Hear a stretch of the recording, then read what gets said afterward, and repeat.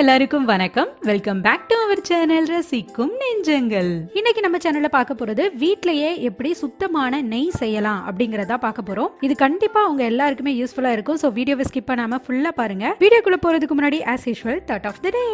உங்க வாழ்க்கையில உங்களை நிராகரிச்சவங்களை உங்ககிட்ட பேசுறதுக்காக காத்திருக்கிற நிலைமையை உருவாக்குங்க. அதுவே உங்க வாழ்க்கையில ஒரு மிகப்பெரிய வெற்றி தான். இப்ப வாங்க வீடியோக்குள்ள போலாம்.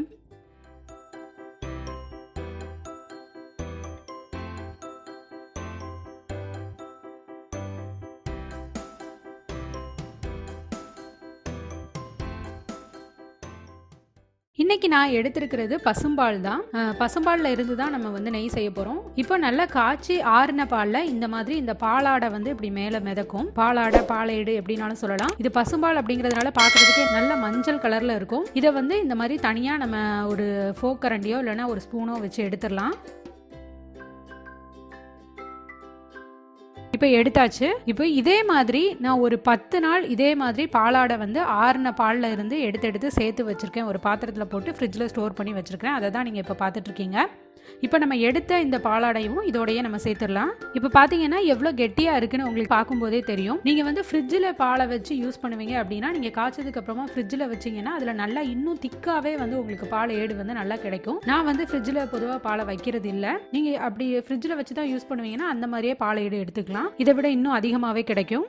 இப்போ நம்ம வந்து மறுநாள் வந்து நெய் செய்ய போகிறோம். மறுநாள் காலையில் நம்ம நெய் செய்ய போகிறோம்னா நைட்டு வந்து என்ன பண்ணுங்க அப்படின்னா இந்த மாதிரி ஒரு 10 to 15 நாள் சேர்த்து எடுத்து வச்ச அந்த ஏடுல ஒரு 2 ஸ்பூன் அளவுக்கு நல்லா புளிக்காத கெட்டி தயிர் சேர்த்து நல்லா இந்த மாதிரி மிக்ஸ் பண்ணிட்டு திரும்பவும் இதை அப்படியே ஃப்ரிட்ஜில் வச்சிருங்க. அந்த நைட் ஃபுல்லாக அது ஃப்ரிட்ஜிலே இருக்கட்டும். இது ஏன் இந்த தயிர் சேர்க்குறோம் அப்படின்னா நமக்கு நல்ல அந்த வெண்ணெய் வந்து சீக்கிரமாக பிரிஞ்சு வரும். அதனால தான் மறுநாள் நான் வந்து நெய் செய்ய ஆரம்பிக்க போகிறேன். இப்போ ஒரு அகலமான பாத்திரத்தில் இதை சேர்த்துக்கோங்க. அகலமான பாத்திரத்தில் சேர்த்திங்கன்னா உங்களுக்கு செய்கிறதுக்கு ஈஸியாக இருக்கும். சேர்த்துட்டு இந்த மாதிரி ஒரு கரண்டி வச்சு நான் அந்த மாதிரி மிக்ஸ் பண்ணி விட்டுட்டே இருக்கேன். உங்ககிட்ட அந்த மோர் கடைகிற அந்த மத்து இருந்தாலும் நீங்கள் அதையும் யூஸ் பண்ணிக்கலாம். இந்த ப்ராசஸ் பண்ணுறதுக்கு நமக்கு வந்து ஒரு 15 to 20 நிமிஷம் வரைக்கும் ஆகும். நம்ம பண்ணுற ஸ்பீடை பொறுத்து அது வந்து டைம் மாறுபடலாம். ஆனால் கண்டிப்பாக ஒரு 15 நிமிஷமாவது ஆகும். இதில் ஒரு 3 ஸ்டேஜ் இருக்குது. நான் உங்களுக்கு அதை டீட்டெயிலாக சொல்கிறேன் பாருங்கள்.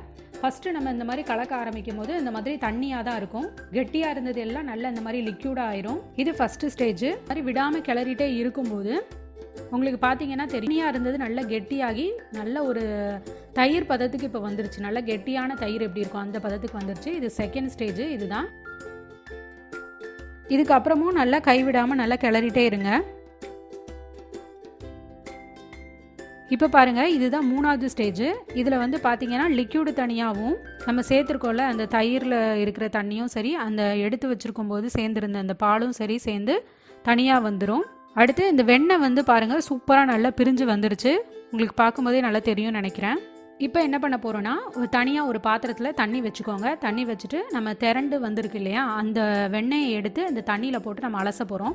ஏன்னா இதில் கொஞ்சமாக அந்த பாலும் கலந்துருக்கும். அந்த தயிரோட ஸ்மெல் எல்லாமே இருக்கும்.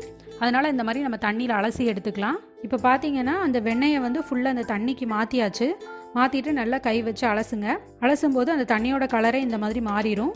அதுக்கப்புறம் நம்ம இதை வந்து நல்ல வெண்ணெயை மட்டும் தண்ணியை பிழிஞ்சிட்டு தனியாக எடுத்துக்கலாம். இந்த மாதிரி தனியாக ஒரு பாத்திரத்தில் எடுத்து வச்சுக்கோங்க. உங்களுக்கு இந்த மாதிரி எடுக்கிறது கஷ்டமாக இருந்ததுன்னா ஒரு பெரிய வடிகட்டி இருந்தாலும் அதுலேயும் நீங்கள் வடிச்சிட்டு நல்லா தண்ணியை வடிய விட்டுட்டு இந்த மாதிரி தனியாக எடுத்து வச்சுக்கலாம். இப்போ பார்த்தீங்கன்னா சூப்பரான பட்டர் வந்து அழகாக ரெடி ஆயிடுச்சு. இதை வந்து நீங்கள் அப்படியே பட்டராகவும் யூஸ் பண்ணிக்கலாம். இல்லை அதை உருக்கி நம்ம நெய்யும் ரெடி பண்ணிக்கலாம். நான் இப்போ அதை நெய்யாக தான் செய்ய போகிறேன். உங்களுக்கு பார்க்கும்போதே தெரியும் நல்லா அவ்வளோ க்ரீமியாக இருக்குது. சுத்தமான நம்ம வீட்டிலேயே செஞ்ச வெண்ணெய் இது.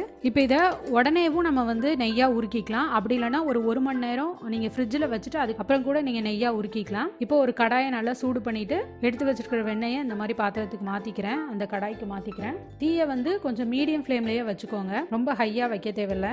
கடாய் வந்து நல்லா சூடாக இருந்ததுனால நம்ம வெண்ணெயை போட்டதுக்கு அப்புறமே நல்லா உருக ஆரம்பிச்சிருச்சு. இப்போ நல்லா இந்த மாதிரி கலந்து விட்டுட்டே இருங்க. ஃபஸ்ட்டு உருக ஆரம்பித்த ஸ்டேஜில் இந்த மாதிரி வெள்ளையாக இருக்கும். அதுக்கப்புறமா கொஞ்ச நேரத்துலேயே அந்த நெய் மட்டும் நல்லா தனியாக பிரிஞ்சு வரும் பாருங்கள். இப்போ உங்களுக்கு பார்க்கும்போது நல்ல டிஃப்ரென்ஸ் தெரியும் நினைக்கிறேன். நெய் சூப்பராக இந்த மாதிரி நல்லா உருக ஆரம்பிச்சிருச்சு. இப்போ உங்களுக்கு பார்க்கும்போதே நல்ல டிஃப்ரென்ஸ் தெரியும் நினைக்கிறேன். வெண்ணெய் எல்லாம் நல்லா உருகி நெய்யாக ஆயிருச்சு. அது நெய்யாக உருகும் போதே அந்த ஸ்மெல்லே வந்து அவ்வளோ அருமையாக இருக்கும். இந்த நெய் முருகும் அப்படின்னு சொல்லுவாங்கல்ல, நெய் முருகுற ஸ்டேஜ் அப்படின்னு சொல்லுவாங்க. அந்த ஸ்டேஜுக்கு வந்து நெய் வந்துருச்சு. அதை எப்படி கண்டுபிடிக்கலாம்னா அந்த நெய்யோட வாசம் வந்து நல்லா அப்படி கமகமன் வரும். ஸோ அதை வச்சு நீங்கள் கண்டுபிடிச்சிடலாம். நீங்கள் செய்யும்போது உங்களுக்கு முருங்கை இலை கிடைச்சது அப்படின்னா கொஞ்சமாக சேர்த்து செய்யுங்க, இன்னும் நல்ல மணமாக இருக்கும். இப்போ நெய் வந்து நல்லா ஆறிடுச்சு. ஆறினதுக்கு அப்புறமா இதை வந்து நல்லா வடிகட்டி எடுத்துக்கலாம்.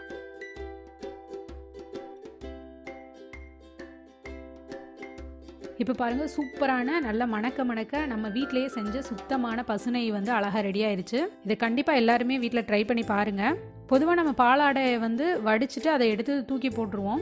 பட் அதை வந்து சேகரித்து நம்ம வச்சாலே போதும். நம்ம வீட்டிலையே ரொம்ப சுத்தமான முறையில் நம்ம வந்து பசுநெய் செஞ்சு குழந்தைங்களுக்கு நம்ம வந்து கொடுக்கலாம். இப்போ இது வடித்ததுக்கப்புறமா இந்த மாதிரி இந்த கசடு இருக்கும், இதை வந்து நம்ம தூக்கி போட்டுற வேண்டாம். இது முருங்கை இலையும் நீங்கள் சேர்த்து செய்யும்போது அந்த பொரிஞ்ச முருங்கை இலையும் இந்த கசடும் சேர்த்து இருக்கும்போது இதை வந்து சூடான சாதத்தில் பிசைஞ்சு சாப்பிடும்போது அவ்வளோ அருமையாக இருக்கும் அந்த டேஸ்ட்டு. ஸோ இதையும் தூக்கி போடாதீங்க, யூஸ் பண்ணிக்கோங்க. இப்போ நம்ம வடித்து வச்ச நெய்யை வந்து நான் கண்ணாடி பாட்டிலுக்கு மாற்றிக்கிறேன். நல்லா ஆற வச்சுட்டு மாற்றுங்க. நான் எப்போவுமே வீட்டில் இந்த மாதிரி தான் நெய் வந்து ரெடி பண்ணுவேன். ஸோ கடையில் வாங்குகிற நெய்யை சமையலுக்கும், இந்த மாதிரி நான் ப்ரிப்பேர் பண்ணுற நெய்யை வந்து குழந்தைக்கும் கொடுக்குறதுக்கு நான் யூஸ் பண்ணுறேன். ஸோ நீங்களும் வீட்டில் குழந்தைங்க வச்சுருக்கீங்க அப்படின்னா கண்டிப்பாக அந்த மெத்தடை ஃபாலோ பண்ணி வீட்டிலையே சுத்தமான நெய் செஞ்சு குழந்தைங்களுக்கு கொடுங்க. ரொம்ப ஆரோக்கியமானதும் கூட. இது இன்னும் நல்ல கொஞ்சம் உறைஞ்சதுக்கு அப்புறமா எந்த மாதிரி இருக்குது அப்படின்னு நான் காமிக்கிறேன் உங்களுக்கு. இப்போ பாருங்கள், நல்லா உறைஞ்சிருச்சு. உறைஞ்சதுக்கப்புறமா பார்க்குறதுக்கே எப்படி இருக்குன்னு பாருங்கள். சூப்பராக நல்லா இந்த மணலாய் நெய் அப்படின்னு சொல்லுவாங்களே அந்த மாதிரி இருக்குது. ஸோ குழந்தைங்களுக்கு கண்டிப்பாக செஞ்சு கொடுங்க. சுத்தமான பசுநெய் வீட்டிலேயே ரெடி பண்ணது. கண்டிப்பாக அவங்களும் என்ஜாய் பண்ணி மணலாய் எங்கள் அம்மா செய்த நெய் அப்படின்னு சொல்லி ஆசையாக சாப்பிடுவாங்க. ஓகே, அவ்வளோதான். இந்த வீடியோ கண்டிப்பாக உங்களுக்கு யூஸ்ஃபுல்லாக இருந்திருக்கும் அப்படின்னு நினைக்கிறேன். கண்டிப்பாக எல்லாருமே ட்ரை பண்ணி பார்த்துட்டு எப்படி வந்துச்சு அப்படின்னு கண்டிப்பாக என்னோட கமெண்ட்டில் வந்து நீங்கள் ஷேர் பண்ணுங்கள். எனக்கும் ரொம்ப ஹாப்பியாக இருக்கும். இந்த வீடியோ உங்களுக்கு பிடிச்சிருந்துச்சு அப்படின்னா கட்டியா லைக் கொடுங்க. இந்த வீடியோ யாருக்காச்சும் யூஸ்ஃபுல்லாக இருக்கும் அப்படின்னு தோணுச்சுன்னா கண்டிப்பாக உங்கள் ஃப்ரெண்ட்ஸ் அண்ட் ஃபேமிலியோட ஷேர் பண்ணுங்கள். இந்த வீடியோ பற்றினா உங்களோட கருத்துக்கள் என்னென்ன அப்படிங்கிறத மறக்காமல் கமெண்ட்டில் கீழே சொல்லுங்கள். முக்கியமாக நம்ம சேனலை சப்ஸ்கிரைப் பண்ண மறக்காதீங்க. சப்ஸ்கிரைப் பண்ணிட்டு கூடவே இருக்கிற பெல் ஐக்கானை கிளிக் பண்ணி ஆல் அப்படின்ற ஆப்ஷனையும் கொடுத்துக்கோங்க.